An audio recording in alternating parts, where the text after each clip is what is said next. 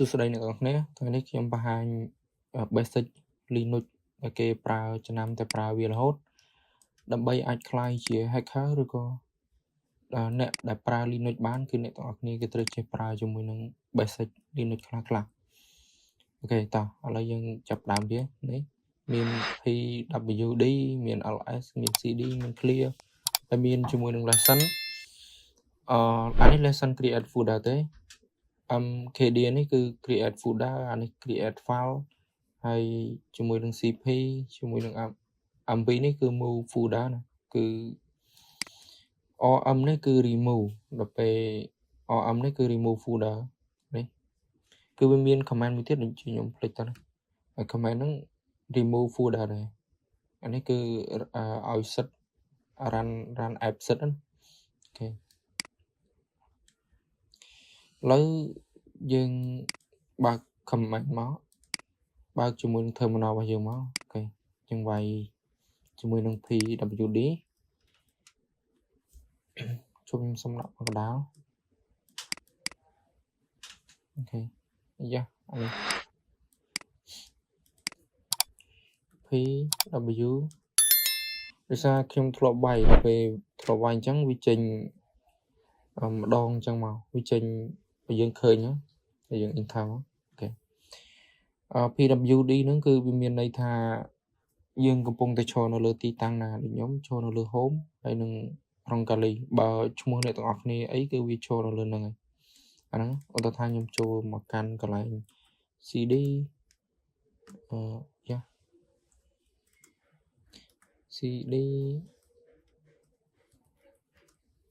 cd desktop បែបនេះហើយយើងវាយ pwd អូខេទីតាំងយើងកំពុងតែឈរនៅលើ desktop អូខេអាហ្នឹង pwd គឺមានន័យអញ្ចឹងណាហើយមួយទៀតគឺជាមួយនឹង ls គឺវាមានន័យថាវា show folder យើងវាយ ls មក ls នេះគឺវា show folder មួយទៀតគឺ ls.a យ៉ា .a ហ្នឹងគឺវា show folder លក្ខណៈថាវា show folder ក្នុងនោះមានប្រមាណគឺវា show មកទាំងអស់បើ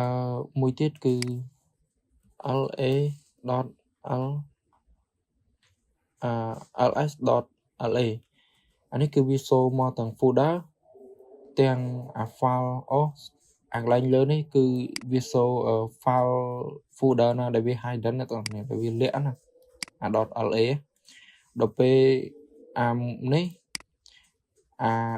ls.la នេះគឺវា show ទាំង folder ដែលវា hidden ទាំង folder ដែលវា hidden គឺមានន័យថាវា show ទាំងពីរអញ្ចឹងណាអា .la នេះគឺវា show ទាំងពីរវា show ទាំងអស់អូខេជាមួយនឹងអានេះខ្ញុំសុំ clear វាសិនជាមួយនឹង cd នេះគឺយើង change directory គឺយើងចង់ចូលទៅកាន់ directory មួយណាឧទាហរណ៍ថាខ្ញុំចង់ចូលទៅកាន់directory download cd ហើយ download មកអូខេ download ហើយ enter មកចូលបានដោយសារខ្ញុំកំពុងតែឈរនៅលើ desktop មួយនេះអញ្ចឹងខ្ញុំចូលអត់បានទេដើម្បី back ទៅវិញបានអ្នកទាំងអស់គ្នាវាយ cd ចុចហើយ enter អូខេហើយយើងចូលមក cd ជាមួយយើងចូលទៅកាន់ download អូខេនេះគឺយើងកំពុងតែឈរនៅលើ download មួយនេះ cd ហ្នឹងគឺវាមានន័យអញ្ចឹងគឺវាយើងចង់ចូលទៅណាឧទាហរណ៍ ls នៅក្នុង download ហ្នឹងគឺខ្ញុំមាន file ឯណា Telegram មានអីខ្ញុំចង់ចូលទៅក្នុងហ្នឹងទៀតខ្ញុំដាក់ Telegram មក Telegram អូខេនេះយើងកំពុងតែឈរនៅលើ Telegram ហើយយើងចង់មើល file នៅក្នុង Telegram ហ្នឹងមានអីគេអញ្ចឹងយើងវាយ ls ដែលយើងបានរៀនមិញ ls យើងចង់មើលថាក្នុងហ្នឹងមាន file ណាខ្លះដែលលាក់អញ្ចឹងយើងវាយ ls.a មកអូខេនេះវាចេញមកអញ្ចឹងយើងចង់មើលទាំងអស់យើងទាំង file ដែលលាក់ទាំង file ដែលមិនលាក់អញ្ចឹងយើងវាយ ls.la មកអូខេនេះវា show មកទាំងអស់ file វាបានលាក់ ឥឡូវខ្ញុំសុំ clear វិញខ្ញុំ back ទៅវិញហ្នឹង yeah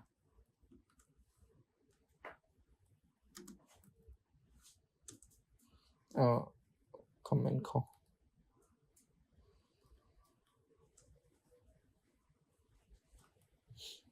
cd ចុចអូខេ cd ចុចមួយទៀតកន្លែង clear អូខេខ្ញុំបានធ្វើ clear វាមិញរួចហើយឥឡូវតោះខ្ញុំធ្វើមើលម្ដងទៀតឥឡូវខ្ញុំវាយ clear មកកន្លែង clear ហ្នឹងអត់អីទេខ្ញុំគាត់ទៅចង់ clear screen clear សម្អាតនៅលើ terminal របស់យើងអញ្ចឹងយើង enter មកវាប៉ុណ្្នឹងទេហើយមួយទៀតគឺបង្កើតជាមួយនឹង folder ហើយនឹង file mkd នេះគឺបង្កើតជាមួយនឹង folder អញ្ចឹងឧទាហរណ៍អ្នកទាំងអស់គ្នាចង់បង្កើត folder ទៅក្នុងណានៅ desktop អញ្ចឹងយើងវាយ cd យើងទៅឈរនៅលើ desktop មក desktop អូខេឥឡូវយើងវាយ pw តើយើងកំពុងតែឈរនៅលើណានេះ pw គឺយើងកំពុងតែឈរនៅលើ desktop អញ្ចឹងយើងបង្កើត folder យើងវាយនេះបង្កើត folder command បង្កើតអូខេយើងវាយមកយើងវាយ mkd អូខេឥឡូវខ្ញុំបង្កើតដាក់ឈ្មោះថាកន្លែងនេះយើងដាក់ឈ្មោះដាក់test 1អូខេខ្ញុំដាក់ test 1បែបនេះមកហើយខ្ញុំ enter នេះគឺវាចេញមកហើយអ្នកទាំងអស់គ្នាឃើញអត់នេះគឺ test 1មួយនេះយើងចង់ចូលទៅកាន់ test 1ហ្នឹងយើងវាយ cd មក cd វាយឈ្មោះ test 1ហ្នឹងមកហើយយើង enter អូខេវាកំពុងតែឈរនៅលើ test 1ហើយយើងចង់ back មកវិញយើងវាយ cd ចុចហើយ enter អូខេវាមកវិញហើយលើ desktop អញ្ចឹង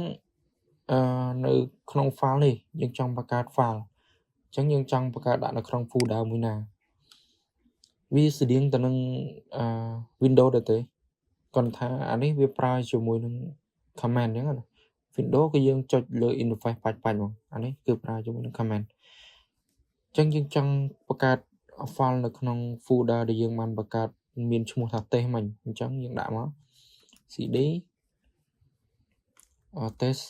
អូខេ test 1យើងវាយ ls វាអត់មាន file អីទេដោយសារតែយើងអត់ទាន់បង្កើតខ្ញុំសុំ clear screen ហ្នឹងយើងបង្កើតមកយើងដាក់ save ពាក្យថា type អូខេយើងដាក់ឥឡូវខ្ញុំសុំដាក់ test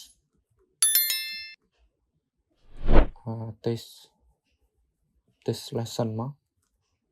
test lesson .txt កតុយវាអ្នកទាំងអស់គ្នាត្រូវដាក់ .txt ផងបន្ទាប់មក enter អូខេប៉ុណ្ណឹងគឺយើងបានបង្កើត file មួយហើយអញ្ចឹងអ្នកទាំងអស់គ្នាវាយ ls មកដើម្បីមើលវាអូខេនេះគឺ file txt នេះខ្ញុំបានបង្កើតមិញបើមួយទៀតអ្នកទាំងអស់គ្នាអាចចូលមកក្នុងហ្នឹងហើយចុចមើលវានេះឃើញអត់គឺវាទេស្អាតគឺអត់ទាន់មានអីទេtype file មានន័យថាអញ្ចឹងចំពោះcp មួយនេះគឺវា copy អញ្ចឹងយើងដាក់មក cp test lesson យើងចង់ copy វាយកទៅដាក់នៅក្នុង folder ណាហើយfolder test ហ្នឹងគឺវាស្ថិតនៅក្នុង desktop អញ្ចឹងយើងដាក់slash បែបនេះមួយមកយើងដាក់ថា desktop ហើយ slash មួយទៀតគឺ test អូខេហើយបន្ទាប់មក enter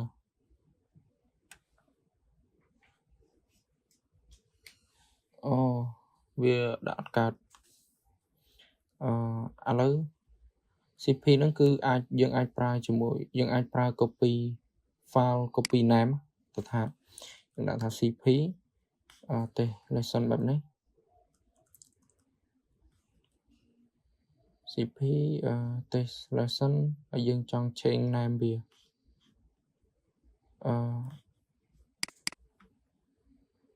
អូខេនេះគឺដំបូងមិញគឺយើងបាន change name វាហើយ chẳng nhưng trong trên nam viết đã được nhầm từ vùng mình máu cứ đã tôi sẽ bài này nó cứ CP lesson thì hay lại trong cái này cái dương trên nam vi vô ta đã chung ấy nhớ này trong cái nữa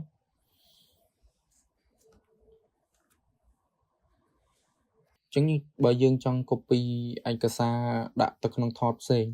អញ្ចឹងយើងចង់ copy ឯកសារចេញពីណាអញ្ចឹងអ្នកទាំងអស់គ្នាត្រូវចូលលើឯកសារទៅចូលលើfolder ហ្នឹងនិយាយចាំមានន័យថាគឺយើងត្រូវចូលទៅក្នុង folder ហ្នឹងអញ្ចឹងយើងវាយមក cd folder ហ្នឹងគឺវាស្ថិតនៅក្នុង desktop អញ្ចឹងយើងវាយ desktop អូខេយើងវាយ ls មកនេះអញ្ចឹងយើងចង់ចូលមកក្នុង folder test 1អញ្ចឹងយើងវាយcd test 1 enter អូខេយើងវាយ ls របស់យើងគឺវាមាន2TT នេះមួយហើយនឹង test នេះមួយtest នេះដោយសារយើងcopy វាមិញ copy វាមិញហើយដាក់ឈ្មោះ test ឥឡូវយើងចង់ copy TT នេះទៅកាន់ folder test មួយនេះអូខេឥឡូវយើងវាយមកយើងវាយពាក្យថា cp ហើយយើងវាយ test lesson .txt មកហើយយើង slash វាយជាមួយនឹង home វាយជាមួយនឹងឈ្មោះការលេងនុចអ្នកទាំងអស់គ្នារបស់ខ្ញុំគឺឈ្មោះរងកាលីអញ្ចឹងខ្ញុំដាក់រងកាលីហ្នឹងមកបើអ្នកទាំងអស់គ្នាដាក់ឈ្មោះអីគឺវាយឈ្មោះហ្នឹងមកអញ្ចឹងគឺវាស្ថិតនៅក្នុង desktop ខ្ញុំវាយ desktop ហើយវាស្ថិតនៅក្នុង test អូខេចុងក្រោយគឺយើងដាក់នៅក្នុង folder មួយណា folder test អញ្ចឹងយើង enter មកអូខេយើងចូលទៅមើលមកយើងចូលមកក្នុងឥឡូវយើង back មកវិញសិន back នេះយើងចូលមកក្នុង folder test អញ្ចឹងយើងវាយ cd test ទេអូខេយើងវាយ ls នេះវាបានហើយយើង copy test lesson នេះបានហើយ cp គឺវាមានន័យបែបហ្នឹងណាគឺវាអាច copy ហើយអាច change name បានហើយបន្ទាប់មកអាច copy ឯកសារឆ្លងគ្នាបានអូខេហើយមួយទៀតគឺ remove folder អានេះមិន remove ទេគឺយើង move folder ចេញអញ្ចឹងណា move យកទៅដាក់កន្លែងណាឥឡូវខ្ញុំឧទាហរណ៍ថាខ្ញុំចង់ move folder ពី desktop យកទៅដាក់នៅក្នុង download អញ្ចឹងយើង back អានេះទៅវិញមកអូខេវាយបែបនេះមានន័យថាយើង back មកដើមវិញណា back មកវិញទាំងអស់បើយើងវាយចុច2អញ្ចឹងយើង back មកម្ដងមួយឥឡូវយើងចង់ move folder ដូចជា folder យើងស្ថិតនៅក្នុង desktop អញ្ចឹងយើងវាយមក cd desktop enter អូខេយើងចង់ move folder មួយណាឥឡូវខ្ញុំចង់ move folder text នេះយកទៅដាក់នៅក្នុង download ឬក៏ដាក់នៅក្នុង test 1នេះអូខេឥឡូវខ្ញុំសូមដាក់នៅក្នុង test 1នេះចុះឲ្យវាស្រួលដាក់នៅក្នុង download គឺពេលរៀងបាក់មើលឥឡូវយើងទៅសេមកយើងសេពាក្យថា mv អូខេ mv នេះមិនមែន mv movie ណា mv move folder ទេអញ្ចឹងយើងដាក់មកtest ចុច test ហើយខ្ញុំ move ចង់ដាក់ទៅក្នុង test 1អូខេអញ្ចឹងយើងវាយដូចតែមិញទេយើងវាយ slash អីយើងវាយ slash យើងវាយ home យើងវាយជាមួយនឹងរងកាលីជាមួយនឹងឈ្មោះកាលីអ្នកទាំងអស់គ្នាហើយអានេះ desktop វាស្ថិតនៅក្នុង desktop អញ្ចឹងយើងវាយមកហើយយើងចង់ដាក់នៅក្នុង folder មួយណា folder test 1អញ្ចឹងយើងសេមកអូខេហើយ enter នេះអ្នកទាំងអស់គ្នាឃើញគឺវា move ទៅបាត់ហើយអញ្ចឹងយើងបើកចូលមកនេះ folder ហ្នឹងគឺវាស្ថិតនៅក្នុងនេះមួយទៀតអ្នកទាំងអស់គ្នាក៏អាច move បែបលក្ខណៈដូចកុំព្យូទ័រដូច Windows យើងធម្មតាដែរគឺ គឺវាដូចគ្នាអញ្ចឹងដែរ move បានដែរហ្នឹងណាតែនៅក្នុង Linux នេះគឺយើងបើប្រើជាមួយនឹង command គឺវាស្រួលជាងអូខេ move គឺវា move បែបហ្នឹងអ្នកទាំងអស់គ្នារៀនចំណាំទៅហើយជាមួយនឹងមួយនេះគឺ remove នេះវាបែងចែកចេញជាពីរទៀតមួយ remove file ហើយនិង remove folder អញ្ចឹង remove file គឺយើងប្រើជាមួយនឹង rm អូខេខ្ញុំសុំ clear screen សិនកុំឲ្យវាញ៉ៃអញ្ចឹងខ្ញុំចង់ remove file មួយណាឥឡូវខ្ញុំចូលទៅកាន់ test 1អូខេហើយ cd test 1ហើយខ្ញុំវាយ ls ហើយខ្ញុំចង់ remove ជាមួយនឹង file មួយនេះខ្ញុំចង់ remove នេះអញ្ចឹងយើងវាយមក mv អូមិន mv ទេគឺ rm អញ្ចឹងយើងវាយ full file ដែលយើងចង់ remove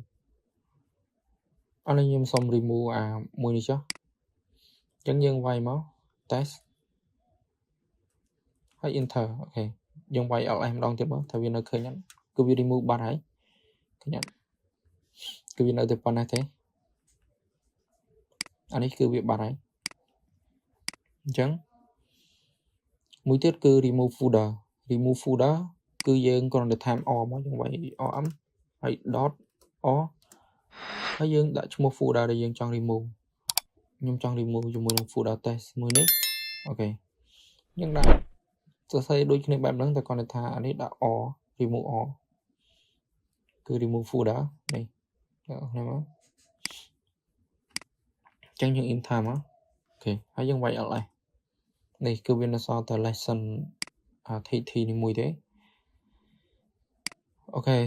អាហ្នឹងគឺ remove ប៉ុណ្ណឹងទេជាមួយនឹងch mode ch mode bob x script dot អានេះគឺជាឧទាហរណ៍ទេ ch mode នេះគឺវាមានន័យថាយើង add permission យើងលក្ខណៈថាយើងឲ្យវាមានសិទ្ធិនៅក្នុងការ run app ណាមួយចំពោះជាមួយនឹង script.sh អញ្ចឹងណាឥឡូវខ្ញុំឧទាហរណ៍ទៅលើ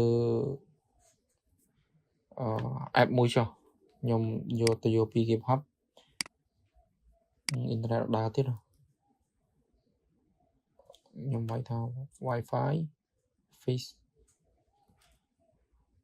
server បែបនេះ GitHub ហើយ enter អ៊ីនធឺណិតមួយថ្ងៃបាក់លេងមែនអូខេឥឡូវខ្ញុំបាន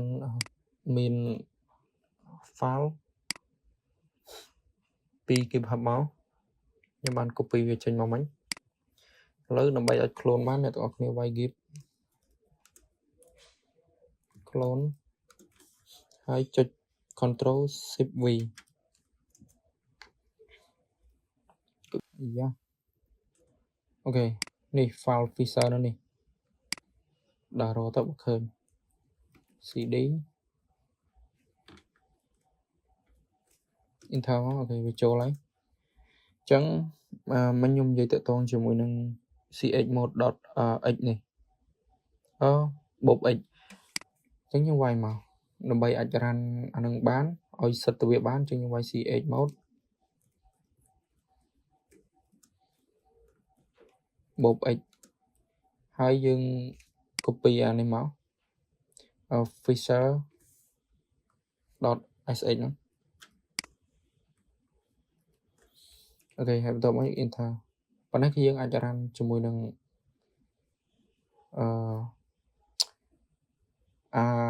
Wi-Fi fisher ដែលយើងបាន clone ហ្នឹងហើយឥឡូវយើងសាក run វាមកវាយជាមួយនឹង bash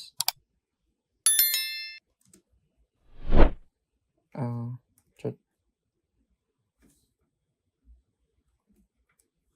គេ enter មកនេះគឺវាចាប់ដើមទៅហើយ ឲ្យវាដំណើរការហ្នឹងដោយសារវាចេញ offline បែបនេះដោយសារតែរបស់ខ្ញុំអ៊ីនធឺណិតវា slow វិញបាក់ប្រើមែនតើអ៊ីនធឺណិតបានថ្ងៃនេះអញ្ចឹងគឺយើងឲ្យវាដំណើរការជោគជ័យហើយ CX mode គឺមានន័យអញ្ចឹងអូខេឥឡូវខ្ញុំ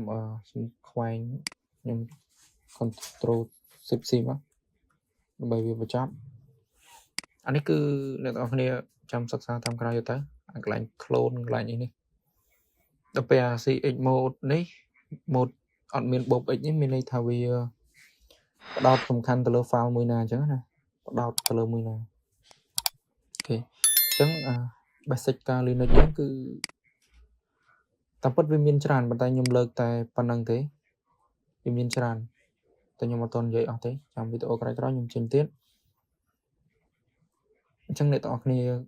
សូម subscribe channel របស់ខ្ញុំ